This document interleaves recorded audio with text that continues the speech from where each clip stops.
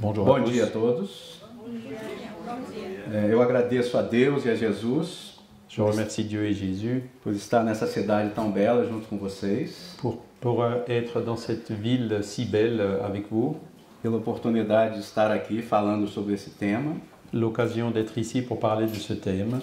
Agradeço a organização do congresso Je remercie les organisateurs du congrès pelo convite e pela confiança. pour l'invitation et la confiance. Agradeço a Zelina e sua equipe pela recepção maravilhosa, sempre somos muito bem recebidos aqui. Je remercie aussi Zélina et son équipe pour cet accueil très chaleureux, que nous avons été très bien reçus. Eu venho representando também a Associação Médico Espírita do Brasil Je représente également l'Association des médecins spirites du e a Brésil Associação Médico Espírita do Estado do Espírito Santo. et celle de l'État de Espírito Santo au Brésil. E hoje nós vamos falar sobre dor. Aujourd'hui, nous allons parler de la douleur. Dor crônica, dor da alma, Douleur chronique, douleur de l'âme, numa visão científica atual dans une vision scientifique actuelle e numa visão espírita. et dans la vision spirite. A dor La douleur, é problema, vamos dizer assim, c'est un problème pour ainsi dire, porque ela tem uma importância social muito grande. parce qu'elle a une importance sociale très grande. 80% da população mundial sofre de dor, 80% de la population mondiale souffre de douleur, algum tipo de dor. d'un type ou de l'autre. Dor de cabeça, Mal à la tête, lombalgia, dor no joelho, ombro, pescoço. lombalgie, genou, le cou. 30% dessas pessoas sentem dor crônica. Et 30% des personnes ressentent des douleurs chroniques. Dor crônica é aquela que a pessoa sente de forma persistente por mais de 3 meses. Ce sont des douleurs que les personnes sentent de façon persistante pendant au moins 3 mois. E dos exemplos é a lombalgia, Et un des exemples, c'est la lombalgie, que 80% das pessoas sofrerão durante algum período da sua vida. que 80% des personnes souffriront à un moment donné dans leur vie. E é a principal causa de afastamento do trabalho em todo o mundo, todos os países. Et dans le monde, c'est la cause principale des arrêts de travail. Uma pergunta que eu gostaria de fazer para vocês. Je voudrais vous poser une question. Vocês gostariam de não ter dor? Est-ce que vous aimeriez ne pas avoir de douleur? Levanta a mão, quem não gostaria de ter dor? Levez la main ceux qui ne voudraient pas avoir de douleur. Metade. C'est une bonne moitié. Metade do público aí não gostaria de sentir dor, não é isso? La moitié du public aimerait ne pas sentir de douleur. Eu tenho uma notícia ruim para vocês. J'ai une mauvaise nouvelle pour vous. Se vocês não sentissem dor, vocês não estariam aqui nesse momento. Si vous ne sentiez pas de douleur, vous ne seriez pas ici en ce moment. Existe essa doença, que é a insensibilidade congênita à dor, Il existe donc l'insensibilité congénitale à la douleur. que é uma doença genética, ela ocorre por uma mutação gênica, C'est une insensibilité qui se produit par une mutation génétique. em que a criança ela já nasce sem sentir dor. L'enfant naît sans sentir de douleur. Há uma alteração na transmissão do impulso nervoso, né, na coluna que é bloqueado, Il y a dans l'impulsion nerveuse de la douleur qui est bloquée au niveau de la colonne vertébrale. esse impulso não chega ao cérebro Cette impulsion de douleur n'arrive pas au cerveau. e a criança não sente dor. Ela pode se cortar, se queimar e não sente dor. L'enfant ne sentira pas de douleur, même s'il se coupe ou s'il se brûle. Não tem nenhuma outra alteração física, orgânica, Il n'y a aucune autre altération physique ou organique. aparentemente normal. Tout est apparemment normal. Mas a média de vida dessas crianças é de 20 anos. Mais l'espérance de vie de ces enfants n'est que de 20 ans.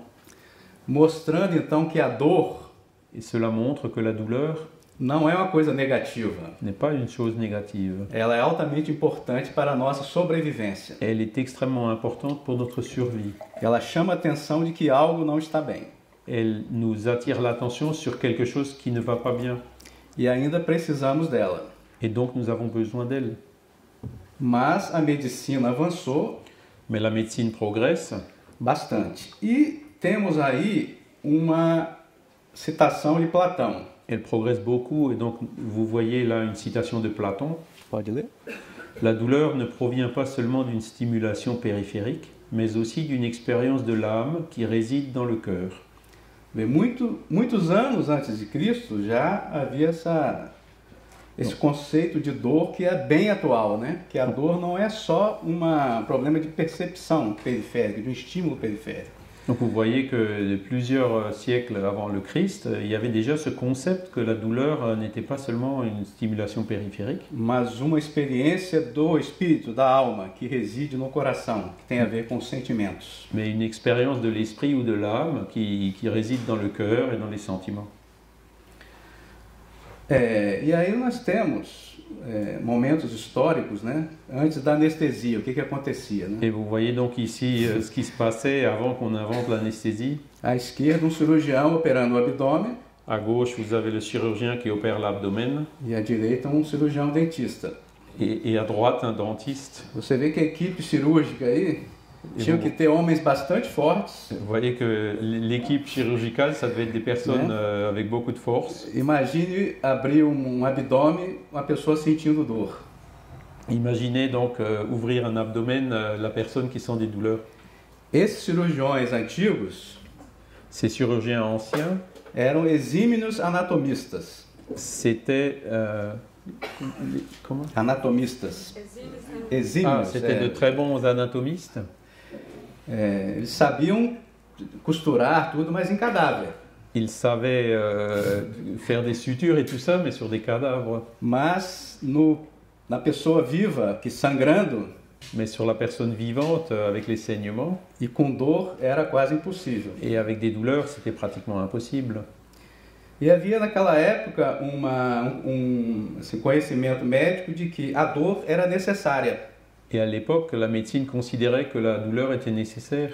Mas com a chegada da anestesia, houve progresso imenso, né? Et donc il y a eu un progrès immense avec l'arrivée de l'anesthésie. No combate da dor e na questão das cirurgias. Dans le combat des douleurs et dans le progrès des chirurgies. E também no conhecimento de como tratá-la.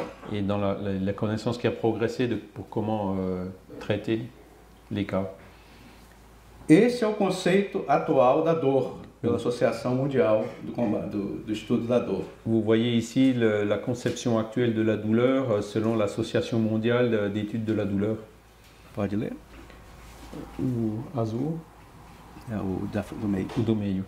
La douleur est une expérience sensorielle et émotionnelle désagréable associée à des lésions tissulaires réelles ou potentielles ou décrites en termes de tels dommages. Então ele fala que a dor, ela não necessariamente precisa de um estímulo, de uma lesão para você sentir. Pode ser uma coisa real ou potencial. Et donc là, vous voyez qu'il n'y a pas toujours besoin du stimulus pour sentir de la douleur, ça peut être quelque chose de potentiel. E ela é muito subjetiva. Et la douleur également est très subjective. Cada sente sua dor. Chacun sent sa douleur. Por isso que não devemos julgar a dor de ninguém. C'est pour ça qu'il ne convient de juger la douleur de personne. Muitas vezes a gente vê uma pessoa que a gente julga está totalmente bem, saudável. Parfois on voit des personnes qui sont tout à fait bien et saines. E a gente não consegue explicar a dor que ela sente. Et on n'arrive pas à expliquer la douleur qu'elles sentent. Que muitas vezes é intratável. Qu'on n'arrive la plupart du temps même pas à traiter. À direita, vocês veem uma anatomia, né, mostrando que uma lesão no pé. À droite, vous voyez l'anatomie qui montre une lésion au niveau du pied. Uma fratura no dedo do pé. Une fracture d'un doigt de pied. A dor, o estímulo sobe para a medula através dos nervos periféricos. La douleur monte vers la moelle épinière par les nerfs périphériques. E vai até o cérebro, o córtex cerebral. Et arrive jusqu'au cortex cérébral. A dor, ela é sentida no cérebro. La dor, elle est sentie dans le cerveau. Por isso que aquelas crianças que nascem com aquela doença, elas não sentem dor. Et c'est pour ça que les enfants qui naissent avec ce dont il a parlé tout à l'heure ne sentent pas la douleur. Que o estímulo não é sentido, né, no cérebro. N'est pas transmise, n'est pas ressentie dans le cerveau. Então a dor, ela tem 3 componentes principais. La douleur a donc 3 composantes principales. A sensação, la sensation, que é a percepção inicial, La a perception agressão, do initiale, trauma, le traumatisme, l'agression, a cognição, la cognition que é já a nível cerebral, qui onde, se produit déjà au niveau du cerveau, onde o cérebro vai sentir e fazer como se diz, relacionar essa dor, além do estímulo, com o meio, com as emoções também. le cerveau donc va ressentir cette douleur et puis aussi faire, à partir du stimulus, aller au niveau des ressentis. Seria a parte assim, cognitiva, né, da dor. C'est la partie cognitive de la douleur. E as emoções envolvidas Et il y a les émotions aussi qui sont impliquées com aquele trauma inicial avec le traumatisme initial e com os momentos subsequentes. et avec les moments suivants. Imaginemos uma pessoa que sofre um trauma, Imaginons une personne qui souffre un traumatisme, acidente, un accident, onde ela tem uma fratura importante, qui a une fracture grave, ela tem aquela dor da percepção inicial, il y a la douleur de perception initiale. mas além do trauma, isso envolve outros fatores. Donc au-delà du traumatisme, il y a d'autres facteurs qui sont impliqués. O conhecimento do acidente, La connaissance de l'accident, os fatores envolvidos, les facteurs qui ont amené à l'accident, as emoções envolvidas, les émotions qui ont été associées, muitas vezes com perdas, souvent avec des pertes, que envolvem aquele trauma. qui entourent ce traumatisme. Tudo isso é importante Tout cela, c'est important na evolução da dor. dans l'évolution de la douleur. Um exemplo clássico de dor crônica Un exemple classique de douleur chronique, é a fibromialgia. c'est la fibromyalgie. Acredito que aqui quase não existe a fibromialgia, né? Je pense qu'ici, pratiquement, ça n'existe Vocês pas. aqui são um povo muito feliz Vous êtes un peuple très heureux e não tem esse problema, né? de ne pas avoir ce problème. Mas no Brasil é cada vez mais frequente, Mais au Brésil, il est vraiment de plus en plus fréquent. mulheres, né, principalmente, mulheres, Auprès des femmes principalement, chegando ao consultório qui arrivent donc au cabinet com dores, né, generalizadas que afetam todo o corpo, avec des douleurs qui touchent tout le corps, que não sabem muito bem explicar, né, a origem, dont l'origine ne peut pas être expliquée, porque são pessoas muitas vezes com corpo saudável parce que souvent le corps est sain, e muitas vezes associada a depressão, insônia, fadiga, mais il y a une association avec la dépression, le sommeil, la fatigue, e cujo tratamento envolve vários profissionais. et dont le traitement nécessite plusieurs professionnels. Eu chamo a fibromialgia de dor da alma. J'appelle la fibromyalgie la douleur de l'âme. A dor crônica já é uma condição, já é uma doença, La douleur chronique est une maladie, independente do nome que você dê a ela. indépendamment du nom qu'on lui donne.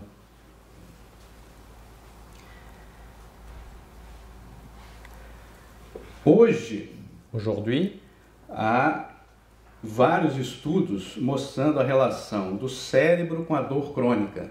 plusieurs études montrent les liens entre le cerveau et les douleurs chroniques. Além da dor ser sentida no cérebro, La douleur, en plus du fait que la douleur est sentie au niveau du cerveau, a dor crônica, quanto mais tempo permanece, la douleur chronique, plus longtemps elle dure, ela produz alterações a nível de células cerebrais, elle finit par provoquer des altérations au niveau des cellules cérébrales, em áreas importantes. dans des zones importantes. Atualmente, há vários estudos mostrando essa relação. Et il y a actuellement beaucoup d'études qui montrent ce lien. Esse é um dos primeiros estudos, Vous voyez là une des premières études Dr. Apkarian, du docteur Apkarian em 2004, en 2004, já mostrava um trabalho com ressonância magnética, qui montrait un travail fait par résonance magnétique, onde ele comparava cérebro de pessoas normais que não tinham dor où il comparait le cerveau de personnes normales qui ne sentaient pas de douleur com o cérebro de pessoas com lombalgia crônica por mais de ano de dor, avec le cerveau de personnes qui se plaignaient de lombalgie chronique depuis plus d'un an. pode ler.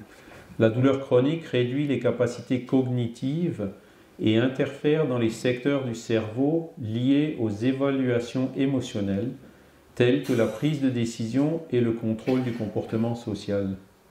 Esses trabalhos já mostravam Ces travaux montraient déjà que pessoas com dor crônica que des personnes avec des douleurs chroniques tinham uma plasticidade cerebral negativa, avaient une plasticité cérébrale négative, com perda de neurônios une perte de neurones em áreas importantes do cérebro, dans des zones importantes du cerveau, relacionadas à memória, liées à la à mémoire, cognição la cognition e a emoções. et les émotions. O normal é que pessoas na fase adulta L'état normal, c'est que les personnes dans la phase adulte percam de 0,5% do tecido cerebral por ano. perdent 0,5% des tissus cérébraux chaque année. Pessoas com dor crônica Les personnes qui ont des douleurs chroniques perdem de 5 a 10%. peuvent perdre jusqu'à 5 à 10%. Algumas áreas, né, mostrando alguns estudos, né, de trabalhos mostrando áreas do cérebro que são envolvidas pela dor crônica. Et c'est là vous voyez donc les zones du cerveau qui sont impliquées dans la douleur, dans les douleurs chroniques, qui sont montrées, qui sont selon diverses études. Nós vemos aí áreas importantes como o tálamo, Il y a des zones importantes comme le thalamus, córtex pré-frontal, le cortex préfrontal, amígdala, hipocampo. l'amygdale et l'hippocampe, Importante, né, na questão da memória, das qui emoções. sont très importantes dans les questions de mémoire et des émotions. É por isso que 50% das pessoas que sofrem dor crônica têm depressão. Et c'est pour ça que 50% des personnes qui souffrent de douleurs chroniques souffrent aussi de dépression. Quanto mais tempo de dor crônica não tratada, Plus longtemps la personne souffre de douleurs chroniques sans traitement, é menos provável que o tratamento tenha sucesso. moins il y aura de chances que le traitement aura un succès. Então, voltando àqueles três aspectos principais: sensação, cognição e emoção. Si on revient donc à ces trois aspects principaux, la sensation, la cognition et l'émotion, E aí nós entramos com o espírito, nous arrivons à la question de l'esprit, que para nós é fundamental qui est fondamentale pour nous, ter esse conhecimento. de prendre en considération cette connaissance. Porque a percepção é física, La perception est physique, mas quem faz essa análise do cognitivo e do emocional é o espírito. mais ce qui réalise cette analyse de la cognition et de l'émotion, c'est l'esprit. Então, é o espírito, a pessoa encarnada, C'est l'esprit de la personne incarnée que faz suas decisões e suas escolhas. qui fait ses choix et prend ses décisions. E isso envolve os sentimentos. Et cela implique les sentiments. O sentimento é um atributo do espírito. Les sentiments, c'est un attribut de l'esprit. É uma escolha que fazemos. C'est le choix que nous faisons. Quando agredidos de alguma forma, Quand nous sommes agressés d'une certaine façon, nós temos já a capacidade de refletir nous avons la capacité de réfléchir e de responder. et de répondre, E escolher quais sentimentos queremos. et de choisir les sentiments que nous désirons, Com quais sentimentos queremos viver. avec quels sentiments nous voulons vivre, Ou responder àquele estímulo. pour répondre à ce stimulus. Podemos manter a raiva, o ódio, On peut être en colère, avoir de la haine, ou podemos perdoar nous pouvons pardonner e substituir sentimento negativo por sentimento positivo. et remplacer ces sentiments négatifs par des sentiments positifs. Estamos aqui nessa encarnação Nous sommes ici dans cette incarnation e nas outras et dans les autres para educar os nossos sentimentos. pour éduquer nos sentiments. E quando ressentimos Et lorsque nous avons des ressentiments, ou mantemos sentimento, ou que nous maintenons un sentiment, se eles são negativos, si ces sentiments sont négatifs, como culpa, mágoa, raiva, medo, remorso, vergonha, comme la culpabilité, la colère, la peur, les remords, la honte, é como na nossa vida c'est comme dans notre vie, estarmos subindo uma montanha si on était en train de gravir une montagne, carregando essa imensa pedra nas costas, entraînant cette grande pierre derrière nous.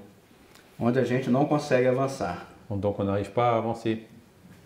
Então, pessoas que nutrem sentimentos negativos Les personnes qui luttent contre les sentiments négatifs podem evoluir com dor crônica, peuvent évoluer avec la douleur chronique. porque o caminho desses estímulos Parce que le chemin de ces stimulus através do cérebro à travers le cerveau envolve os mesmos mecanismos, as mesmas vias da dor utilise les mêmes mécanismes, les mêmes voies que la douleur e das emoções. et des émotions.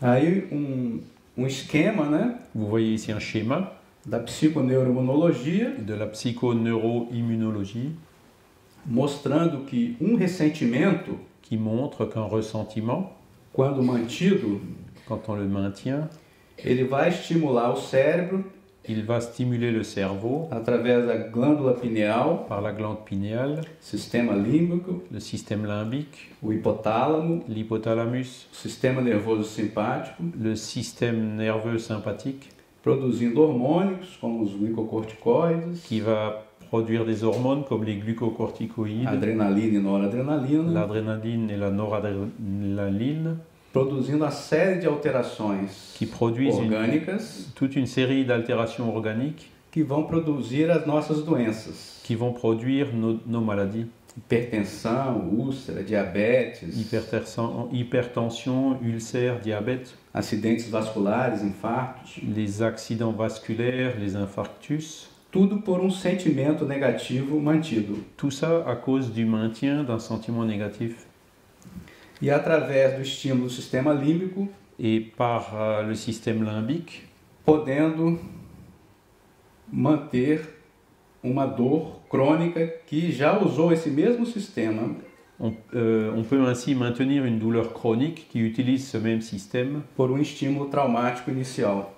à cause d'une stimulation traumatique initiale.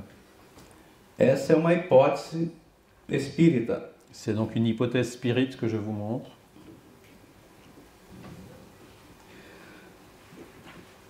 Então, qual seria o tratamento para isso já? Quel Já damos tratamento para vocês aí. Quel traitement pourrait-on donc proposer devant ce schéma? O principal dele seria o perdão. Le premier, c'est le pardon. O auto-perdão Le pardon de soi e o perdão ao próximo. et le pardon du prochain. Transformar ressentimento Pour transformer ce ressentiment em sentimento positivo, en un sentiment positif de gratidão, de gratitude, de amor ao próximo. d'amour du prochain. Isso é caminho, é tratamento infalível. C'est un traitement qui marche à tous les coups. Na parte espiritual, Dans la partie spirituelle, nós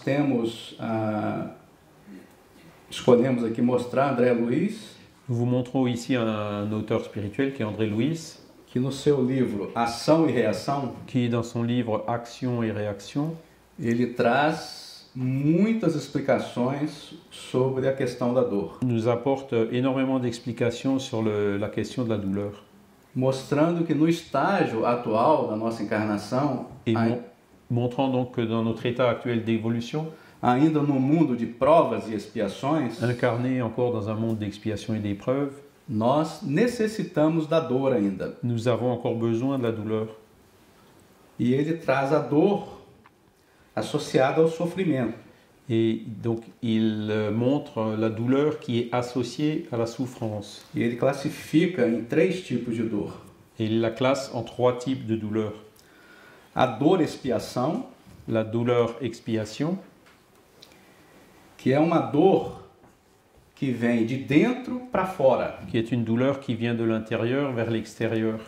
Ela é consequente a nossas vidas passadas. Elle est une conséquence de nos vies passées, Há um desvio das leis divinas. à des déviations commises par rapport aux lois naturelles ou divines, E que nós já nascemos para sofrê-la, né? et que nous apportons en naissant. Quer falar? Qual? Outra. Isso. Essa. C'est la conséquence de notre déséquilibre mental ou de notre déviance par rapport à la voie ascendante de l'esprit. Nous pouvons l'associer aux incarnations passées. La douleur expiation est la libération de la charge qui nous entrave dans la marche. C'est un réajustement face à la vie, un repositionnement de l'âme sur le bon chemin, temporaire, jamais permanente. Ela geralmente está associada a um remorso, a um arrependimento que é inconsciente, né? Elles sont généralement associées à un remords ou à un regret qui est inconscient, souvent, E já nasce conosco nessa encarnação. et qu'on apporte en naissant. Nós temos a dor evolução, Il y a aussi la douleur évolution, que já é o contrário da outra. qui est à l'inverse de l'autre. É uma dor que vem de fora para dentro. Elle vient de l'extérieur vers l'intérieur. São exemplos do nosso dia a dia, da nossa vivência no dia a dia. On peut donner des exemples dans notre quotidien. O convívio, né, com um parente, com a pessoa da família, que é difícil. Le fait de vivre avec des membres de la famille qui sont difficiles, Problemas muitas vezes com o cônjuge, o marido, a esposa. des problèmes de couple, Dificuldades com filhos rebeldes. des difficultés avec des enfants rebelles, Problemas encontrados no trabalho, um chefe difícil. des problèmes au travail avec un chef difficile, Traições, des trahisons, perdas des pertes, de um ente querido, muitas vezes precoces. perte précoce d'une personne aimée. Então são dores que nos preparam para evoluir. Ce sont des douleurs qui nous préparent à évoluer. E nós temos a dor auxílio, Et nous avons aussi la douleur aide,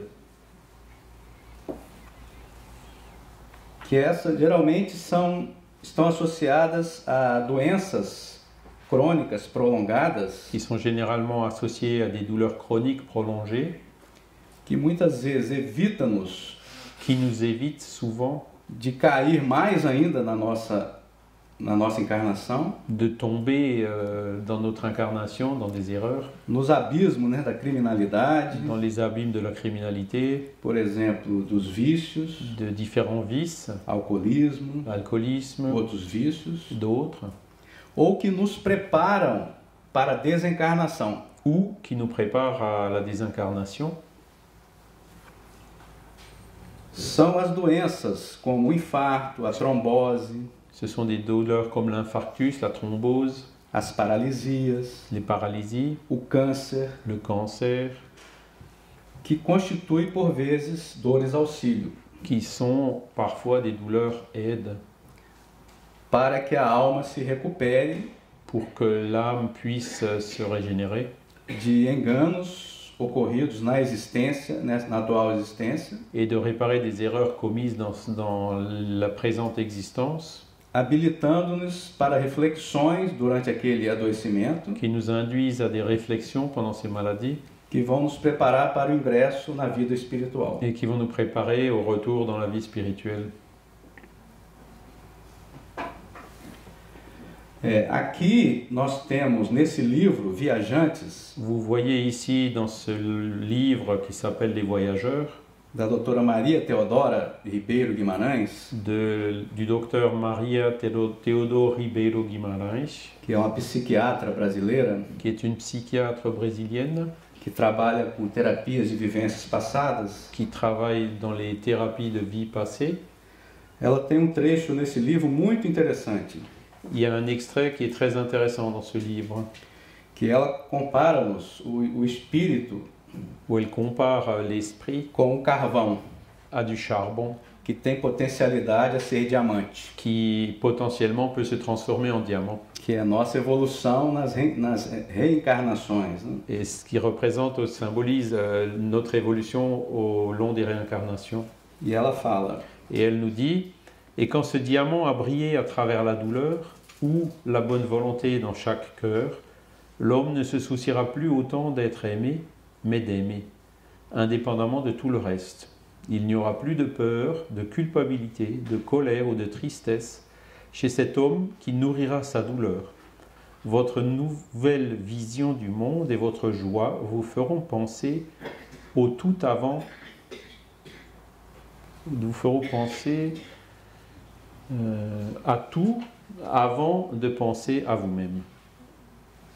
Então ela resume tudo que eu falei aqui. Então, para a gente alcançar essa condição de diamante, Elle résume tout ce qu'on a dit ici. Donc, pour que nous puissions atteindre cet état de diamant, quando tivermos toda a luz, sermos brilhantes, quand nous aurons toute cette lumière, toute cette brillance, nós não vamos precisar mais da dor, nous n'aurons plus besoin de la douleur. porque não haverá mais medo, mais culpa, nem raiva. Il n'y aura plus de peur, de culpabilité ou de colère. E aí a dor não mais existirá. Et là, la dor n'existera plus. E aqui, do nosso grande poeta Carlos Drummond de Andrade, Et vous voyez ici une citation du fameux poète brésilien Carlos Drummond de Andrade, onde ele fala que a dor é inevitável, où il dit « La douleur est inévitable, mas o sofrimento é opcional. mais la souffrance est facultative. Então, dor, todos nós teremos que passar. Nous devrons tous, un jour ou l'autre, avoir des douleurs. Mas o sofrer é uma escolha. Mais le fait de souffrir, c'est un choix. Eu tenho vários exemplos de pacientes J'ai plusieurs exemples de patients.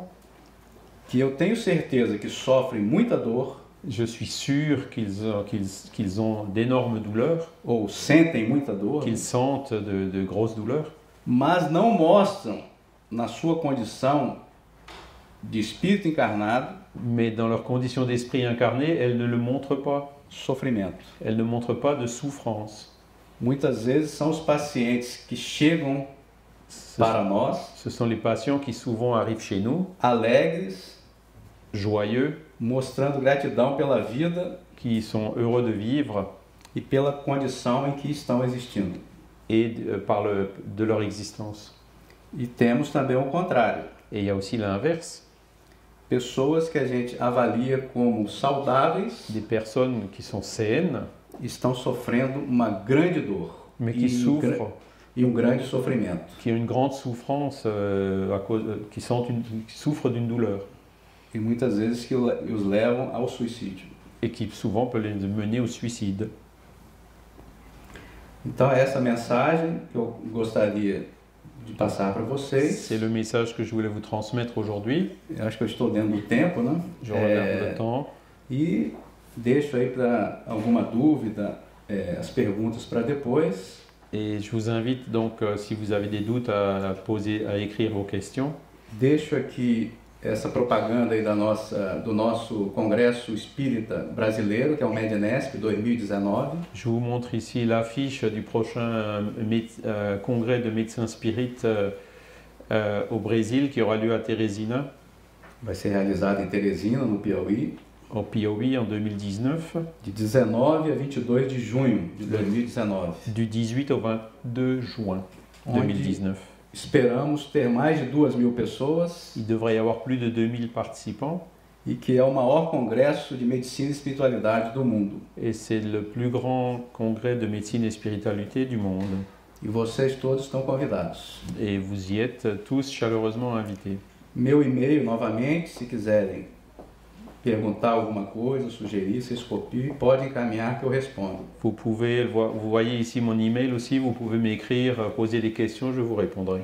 Muito obrigado. Merci beaucoup.